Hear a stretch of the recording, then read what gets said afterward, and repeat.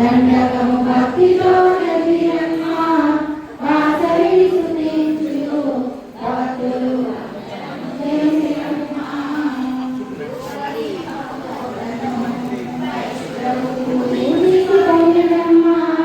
శాంతించి వాసవాంబ కన్యగా అందరము కన్యకల తోడను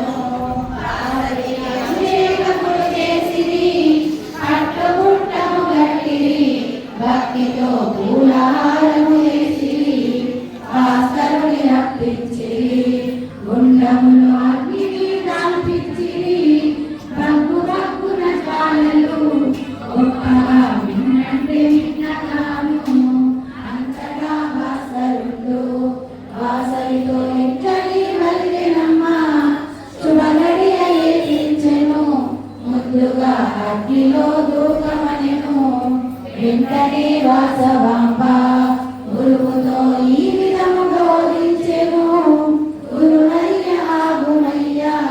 భూమిలోన ధర్మ